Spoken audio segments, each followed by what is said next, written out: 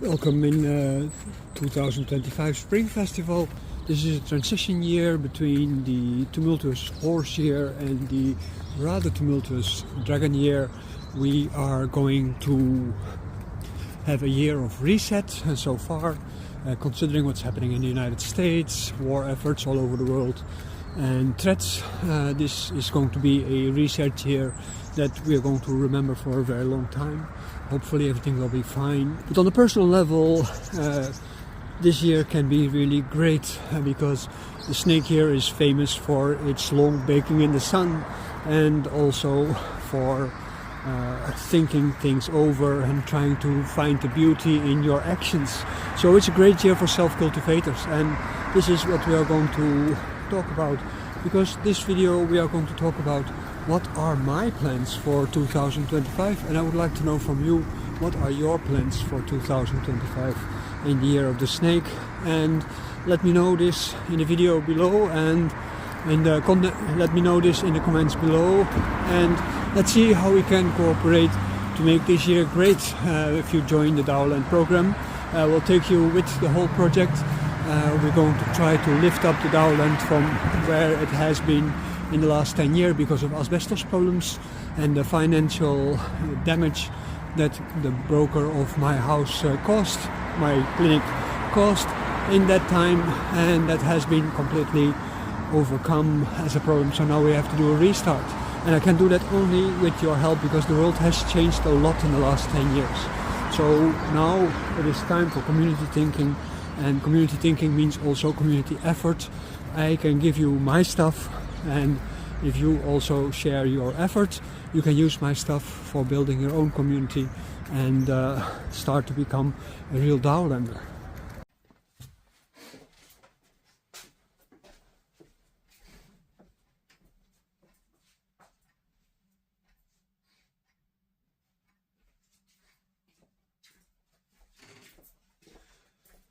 This place you probably remember from the background from my movies.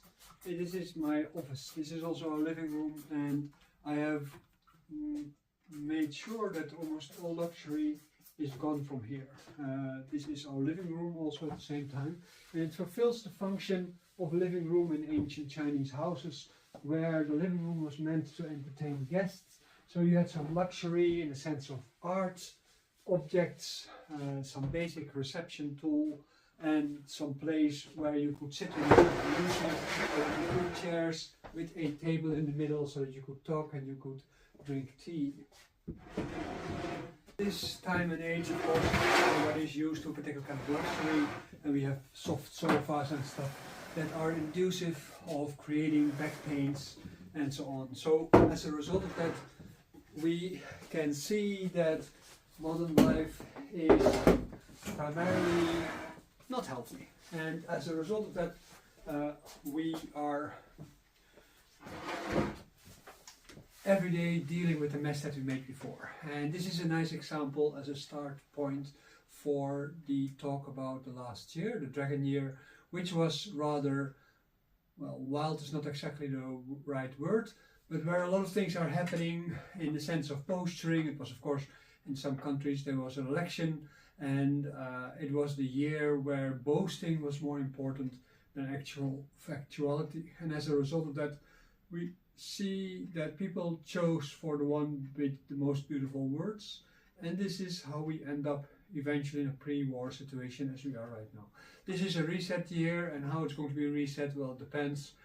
Many countries have governments that want to undo all the gains that socially minded people and humanists have gained over the last, say, 7,500 years, since the Second World War basically, and they would like to go back to a 19th century place where racism was still okay, sexism was still okay, where women didn't have any rights, and so on. So for us as individuals, it is important to think about what we are going to do. And for me, I think I have to continue my life as a activist through my medicine and so on, and teaching and trying to involve more and more people in becoming more humane beings, and as a result of that, supporting other people too. in the process of supporting other people, we actually need to make sure that the people that we are supporting are having tools to become better. And at the moment when we have tools to make them become better, then at that moment we are actually helping them to make better decisions in the future. As you know, a lack of education is cause for stupidity. We all know that, and this is also why I always thought, like, okay, if I study Taoism and in relationship especially to medicine, then at that moment I can gain some of the goals of Chinese medicine, make them my own, and as a result of that, gradually build with people a large range of small communities in a similar kind of fashion, like Lao Tzu suggested, where we work together to create peace and harmony, and where the bad rules made by people who are selfish cannot touch us. Because to be quite fair, my idea is that because of AI and because of all the spying going on people in the last well, what can I say, 50 years, increasing, yes, will lead to what is called a 1,000-year age of peace, which the Christians pray for, but it will be an age of peace because of policing, so not an age of peace because everybody is in peace with each other.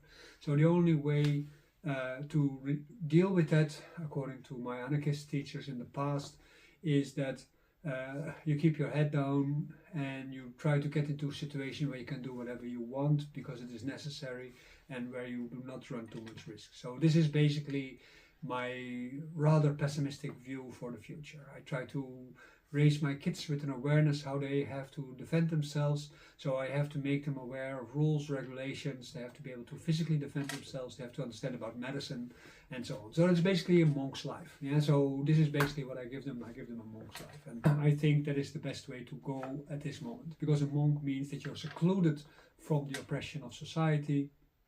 And as a result of that, you make yourself a place where you can be what you want. You don't have to be in the middle of the wilderness for that. You can be that for that in the city, because it means that generally if you control your expressions outward, you can do with a lot of things that are going to be helpful. Of course, I can be very wrong, and I really sincerely hope so. And as a result of that, I think that it would be best if I would be proven wrong. So it is not about that I want to be right. I just think that this is the most likely scenario, considering the history of people and the fact that people like to play with toys, and the fact that people who have a lot of money, too much compared to the rest, do not have to pay their taxes to society. That means they are not morally bound to support the society they take their money from. Then it can only go bad.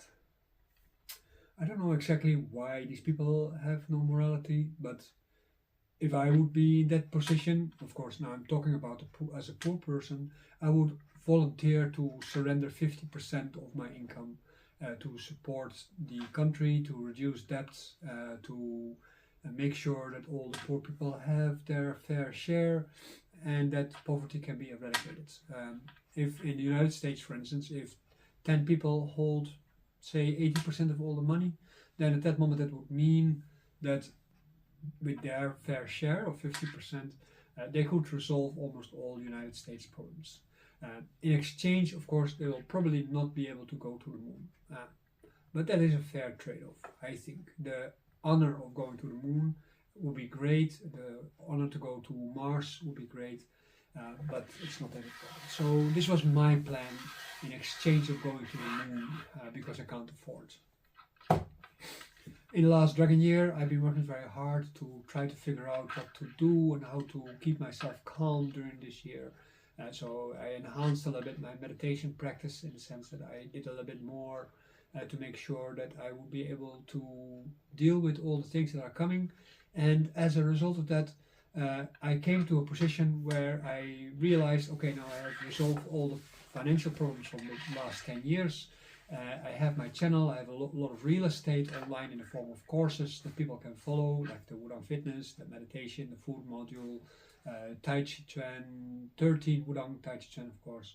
I'm now busy with building a course for Wudang. There's the breath yoga, that is Taoist alchemical practice. It's going to be in 2 parts. The Zhongwu Qigong is being built, and at the end there's a massage course also being built, although I think that one practical classes will be better, so I have to go to workshops with that this coming year.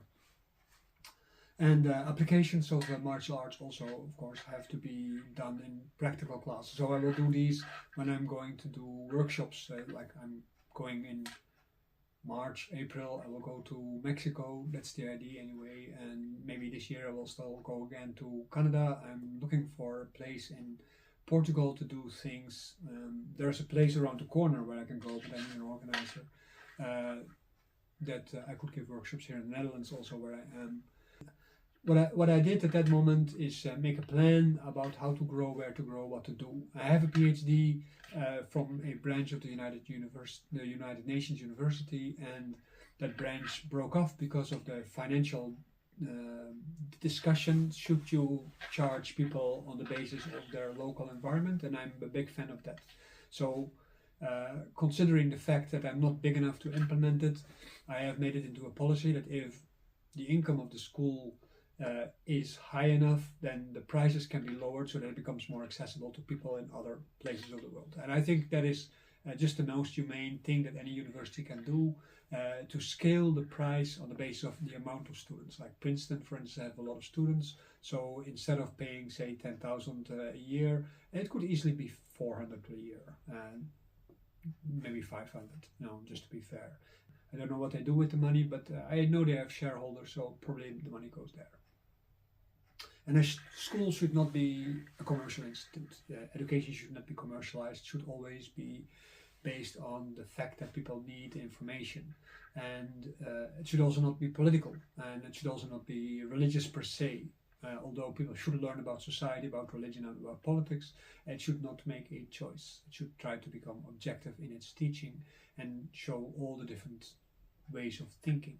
So also our school, the Daoland program, is based originally on my original PhD research, where I research what kind of methods people need for health. So this is very clear. But now at this moment, I do understand I lack a lot of knowledge, so I started doing another PhD to get a bit more understanding of how to build policies and how to sell basically my course. I'm not doing a marketing course because that would be cheap, but I'm doing a course to try to understand what kind of knowledge is needed for people in society to understand what they need and to educate them, and what kind of advice to give to policymakers in different countries.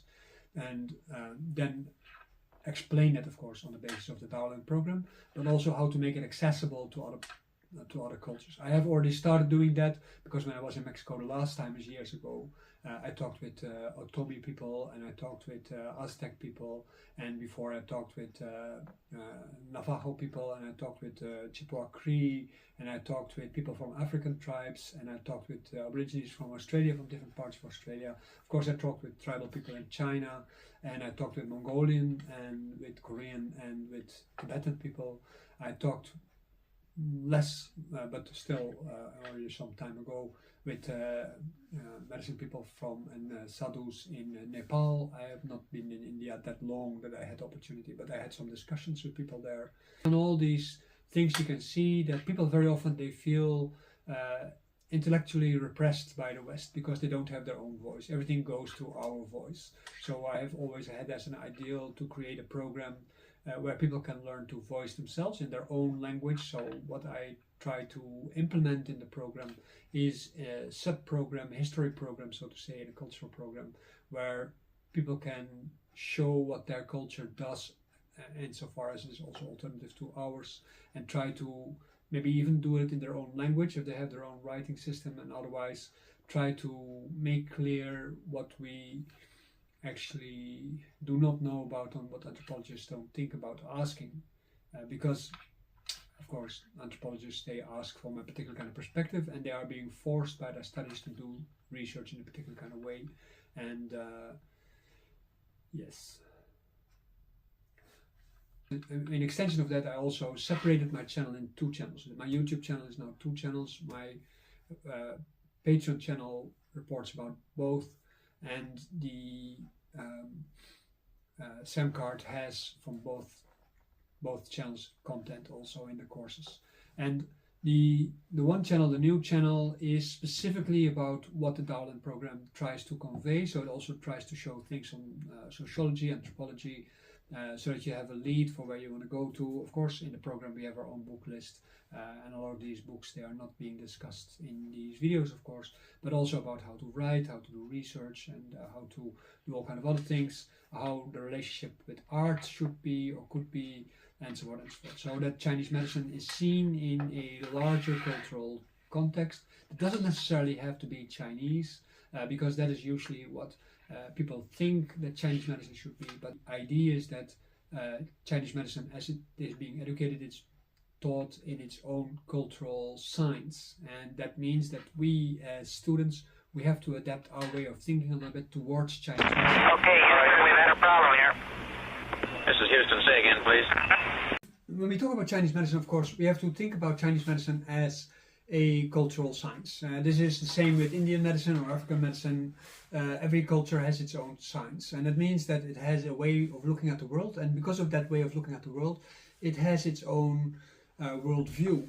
And if you look at modern TCM, that isn't it. That is not Chinese medicine. That is actually a hybrid between Chinese medicine and Western medicine. And as a result, it of course has its own worldview, but it is also simplified to a degree that you can say, it can be deduced and understood on the perspective of Western medicine, but it is not necessarily Chinese medicine. So politically, you have to make a choice. With all the things that Chinese government has done right throughout its history, I think the way how they perceive Chinese medicine is as a tool to promote China. This is something where they do short on the actual science of Chinese medicine. Of course, if they would allow Chinese medicine as such, it would become a very different kind of country. It would become more a country like Saudi Arabia, or it would become more a country like Iran, or like Bhutan or something like this. So that means that it would actually be engulfed in its own philosophy and so on, and therefore the barrier between itself and other countries would become bigger. On the other hand, it would preserve a lot of wisdom.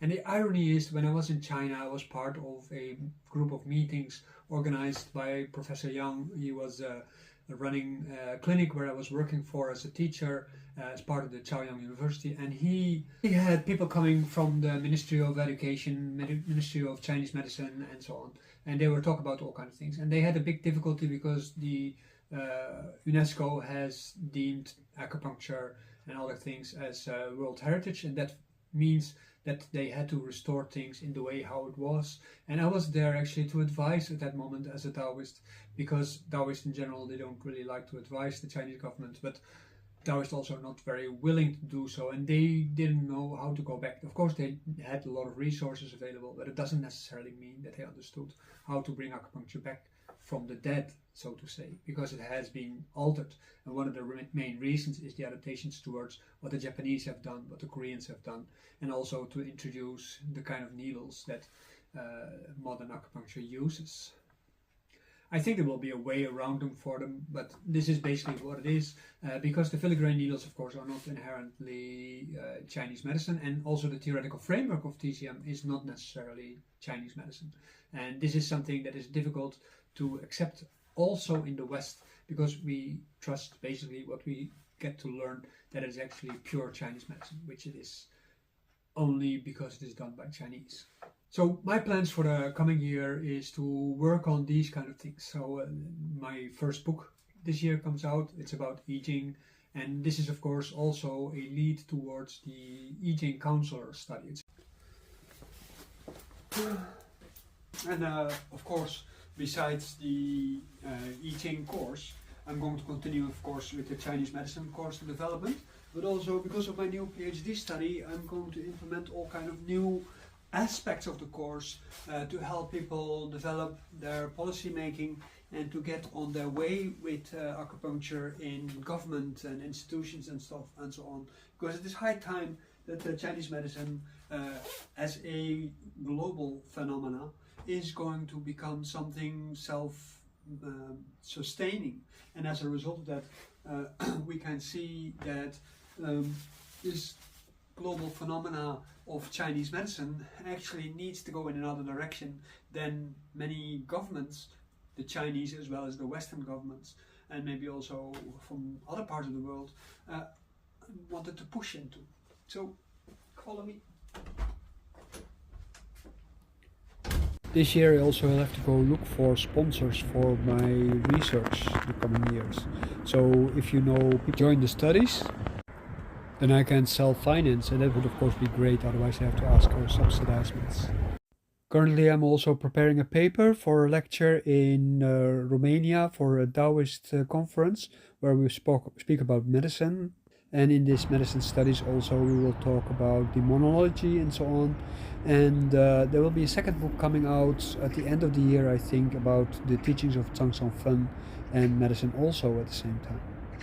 So if you are one of the 50,000 viewers of the last year who has not signed up as a member, then by now please sign up and join the program. Come study with us or support us in one way or another that you can.